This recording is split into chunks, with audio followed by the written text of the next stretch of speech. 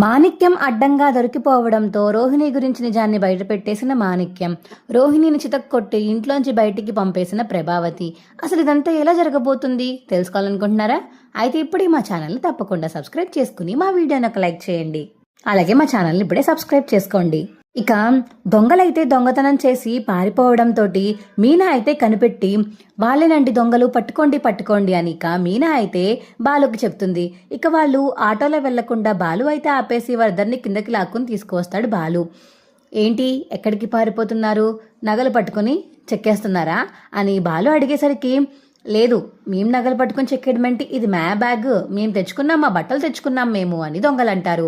అవునా, కాదండి కాదు, వీళ్ళ దగ్గర ఇందాక వచ్చినప్పుడు బ్యాగే లేదు, ఇప్పుడు నేను నా కల్లారా చూశాను కదా, ఈ బ్యాగ్ వీళ్ళది కాదు, సుందరి రూమ్లో ఉంటే ఆ బ్యాగ్లో ఏవో వేసుకుని వెళ్ళిపోతున్నారు, ఖచ్చితంగా వీళ్ళు దొంగలేనండి అని చెప్పేసి ఇక మీనా చెప్పడంతో, లేగండ్రా ఆ బ్యాగ్ ఓపెన్ చేసి చూపించి అప్పుడు మీరు వెళ్ళండి సరేనా, నా మీనా కానీ డౌట్ పడిందంటే ఖచ్చితంగా వాళ్ళు దొంగలే అయి ఉంటారు, ఖచ్చితంగా కంపల్సరీగా 100% వాళ్ళు దొంగలే అవుతారు అని ఇక బాలు చెప్పేసి బ్యాగ్ ఓపెన్ చేయమంటే ఆ దొంగలు మాత్రం బ్యాగ్ ఓపెన్ చేయకుండా పారిపోవడానికి చూస్తారు. ఇక బాలు అయితే కొడుతుంటే వాళ్ళని తప్పించుకోవడానికి ట్రై చేస్తాడు. ఇక కత్తి తీయడంతో బాలుకి ఏమన్నా అవుతుందేమో అని మీనా అయితే గొడవలో మధ్యలోకి వెళ్తుంది. వద్దొద్దు అలా చెయ్యొద్దు, కత్తి తీయొద్దు అని చెప్పేసి ఇక చెయ్యి గట్టిగా పట్టుకుంటుంది మీనా. కానీ ఆ అబ్బాయి వెనక్కి తోసేయడంతో ఆ కత్తి అయితే ఇక చేతి దగ్గర అరిచేతిలో గీసుకుంటుంది మీనాకి. రేయ్ నా భార్యనే ఇలా గీస్తావరా నువ్వు అని ఇక బాలుకి కోపం వచ్చేసి ఇక అబ్బాయిని అయితే చితక్ కొట్టేస్తాడు. పట్టుకోండి విన్ని, నాకు తెలుసురా మీరు దొంగతనం చేశారని. కానీ బాలు అయితే మీనా దగ్గరికి వెళ్ళి మీనా కట్టాలి అని చెప్పేసి కచ్చిఫ్ తీసి చేతికి చూడతాడు. ఇంకో పక్క బ్యాగ్ ఓపెన్ చేసి ఆ నగలు అసలు విలువ కాదా అని ఓపెన్ చేసి చూస్తాడికి బోల్డ్ నగలు ఉంటాయి ఇక బ్యాగ్లో అయితే. అని అప్పుడే ఇంకా రంగవాళ్ళు వచ్చి ఒక్కసారిగా షాక్ అయిపోతారు. ఏంటిది, ఏవే కామాక్షి నీ చుట్టాలన్నావు, వీళ్ళు నీ చుట్టాల్లా కనిపిస్తున్నారా, చూసావా ఎంత దొంగతనం చేశారో, చిచ్చి అసలు నువ్వు ఎవరైనా నిన్ను పొగిడితే చాలు వాళ్ళని నిన్ను పొలోమని పైన ఎత్తిన పెట్టేసుకుని వాళ్ళని చుట్టాల్లో చూసేసుకుంటావు, వాళ్ళు దొంగలో ఏంటో కూడా తెలీదు, కనీసం వీళ్ళు చుట్టాలని వీళ్ళ మొహం ఎప్పుడైనా చూసావా నువ్వు, నగలు బాగున్నాయి నువ్వు బాగున్నావు పడుచు పిల్లలా ఉన్నావు అనగానే చూసేసుకుని వాళ్ళని చుట్టాల్లో కలిపేసుకున్నావా, ఎవరికి అనుమానం రాకుండా వాళ్ళు మన చుట్టాలన్నట్టు చక్కడికి హాయిగా దజ్జాగా తిరిగారు మన ఇంట్లోనే, ఇంత పెద్ద బంగారం తీసుకుని పారిపోతుంటే మీనా పట్టుకుంది కాబట్టి సరిపోయింది, లేకపోతే ఇంకేమన్నా ఉందా అని అనిక రంగా అండంతో, అయ్యో మీనా చేతికి రథం వస్తుందిరా లోపలికి తీసుకెళ్తుందా అనిక కామాక్షి తీసుకువెళ్తుంటే, పర్లేదు నేను తీసుకువెళ్తాను మీరు నగలు చూసుకోండి అని బాలు అయితే ఇక మీనా లోపలికి తీసుకువెళ్తూ, ఇంకోండి వాడిని పోలీసులకు అప్పచెప్పండి ఇద్దరిని అని ఇక బాలు చెప్పేసి మీనా తీసుకొని లోపలికి వెళ్ళి కూర్చుంటాడు.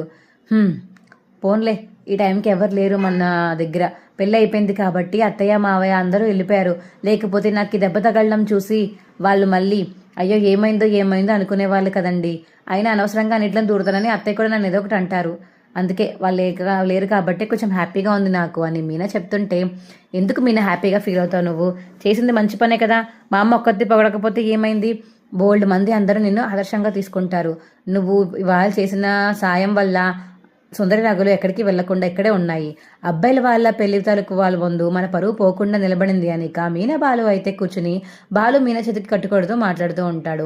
అప్పుడే ఇక రంగా అయితే మాణిక్యం దగ్గరికి వెళ్తూ ఉంటాడు.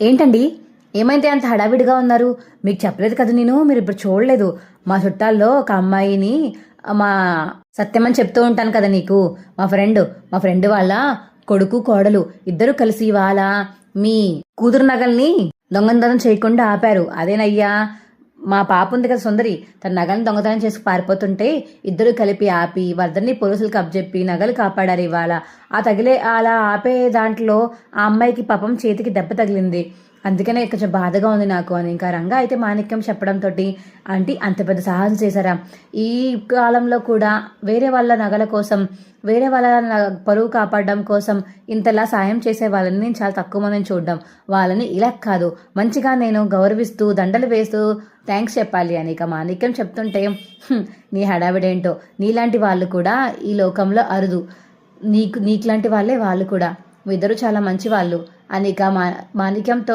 అనేసి ఇక రంగా అక్కడి నుంచి వెళ్ళిపోతాడు. వాళ్ళని గొప్పగా సత్కరించాలి అని ఇక అక్కడున్న పెళ్లి భజంత్ర వాయింపులు వాళ్ళతో కలిసి ఇక వాళ్ళని సౌండ్స్ చేయమని ఇక మాణిక్యం అయితే 2 దండలు పట్టుకుని డాన్స్ చేసుకుంటూ వస్తాడు. అప్పుడే ఇక ఇదేంటిది సౌండ్స్ వస్తున్నాయేంటి మావయ్య అని బాలు అడిగేసరికి, మీరు చేసిన గొప్ప పని గురించి పెళ్లి కొడుకు వల్ల మేనమామకి చెప్పాను రా, ఆయన చాలా మురిసిపోయి మీకులాగే ఆయన చాలా మంచోడు, చాలా మురిసిపోయి మిమ్మల్ని మంచిగా సత్కరిస్తాను దండలు వేస్తూ అని దండలు తీసుకొచ్చి డాన్స్ వేస్తూ వస్తున్నాడు అని ఇక రంగా చెప్తుంటే, అవునా అని బాలు మీనా అయితే నవ్వుతూ ఇక వెనక్కి తిరిగి చూస్తారు. అప్పుడే ఇక మాణిక్యం అయితే దండలు పట్టుకుని లోపలికి రావడంతో ఏంటి వీడా అని ఇద్దరు గారు చూస్తూ ఒక్కసారిగా షాక్ అయిపోతారు. అప్పుడే మాణిక్యం వచ్చి బాలుకి దండ ఇద్దామని వచ్చి బుర్ర లేపగానే మాణిక్యం ఇక బాలుని చూసి ఒక్కసారిగా షాక్ అయిపోయి, ఏంటి వీళ్ళు ఎక్కడున్నారు, రోహిణి పాప పని అయిపోయినట్టే ఇవాళ అన్నట్టుగా ఇక మనసులో అయితే అనుకుంటాడు మాణిక్యం. మావయ్య మీరు చెప్పింది పెళ్లి కొడుకు వాళ్ళ మామయ్య తినేనా అని బాలు అడిగేసరికి, అవునరా ఈయనే చాలా చాలా మంచివాడు అని రంగా చెప్తుంటే, అవునవును చాలా మంచివాడు అని ఇక బాలు అంటాడు. ఇంకేం మావయ్య ఇంకేం చెప్పాడినా కొంచెం నాకు చెప్తారా, ఈయన మీకు ఎలా పరిచయం, అసలు నిజంగానే తిను సొంత మావయ్యేనా అని ఇక క్వశ్చన్స్ అన్నీ అడుగుతాడు బాలు రంగానైతే. అవును ఏరా ఈయనని చూడగానే నీకెందుకు అన్ని క్వశ్చన్స్ వచ్చాయి, ఏం నీకు ముందు తెలుసా, లేదులే మావయ్య నీకు ఈ సంగతి తర్వాత చెప్తానులే, ముందు ఈయన ఇంటికి తీసుకువెళ్ళాలి అని ఇక బాలు అయితే మాణిక్యాన్ని పిలుస్తాడు పక్కకి. సరేరా మీ చేతగా వెళ్ళండి, సరే సరే మావయ్య మా ఇంటికి తీసుకువెళ్ళి ఈయనని బాగా చూసుకుంటాము అని ఇక బాలు అయితే చెప్పి బయటికి తీసుకొస్తాడు.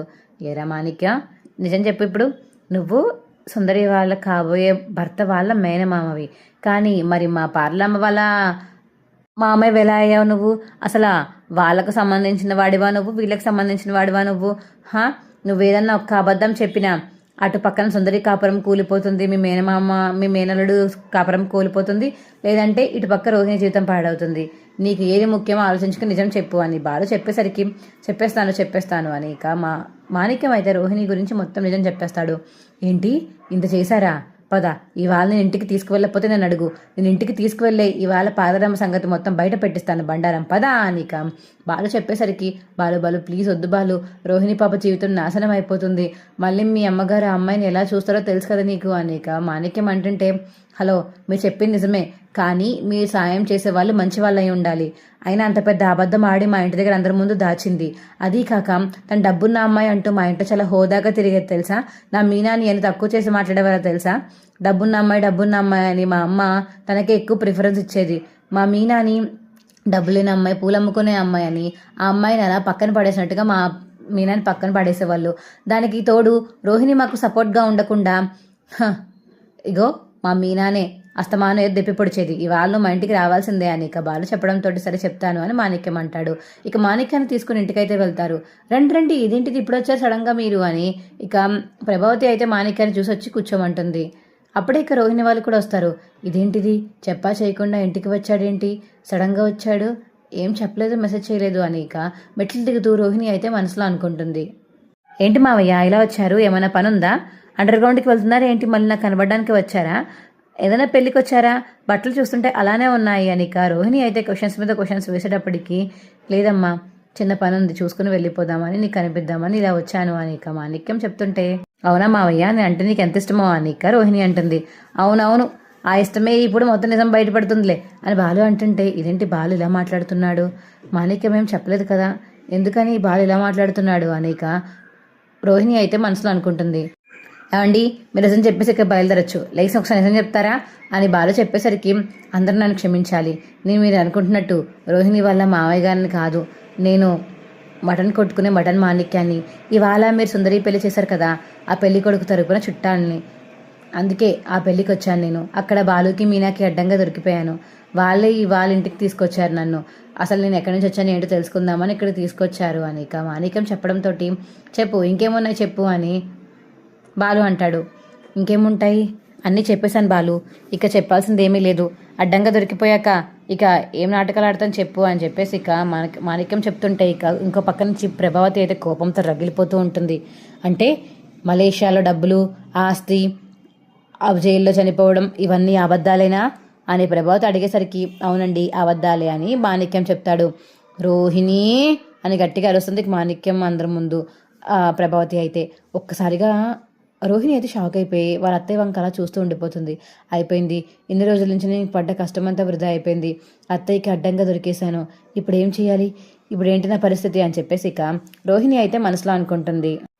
ఇంకా మీరు వెళ్ళొచ్చు, ఈసారి నుంచి ఇంకా ఎప్పుడు నాటకాలు ఆడకండి, అసలు మిమ్మల్ని పోలీసులకు అప్పచెప్పాలి, ఫోన్లే పాపమని వదిలేస్తున్నాను అని ఇక ప్రభావతి చెప్పడంతో సరేనండి అని ఇక మాణిక్యం అయితే అక్కడి నుంచి వెళ్ళిపోతాడు.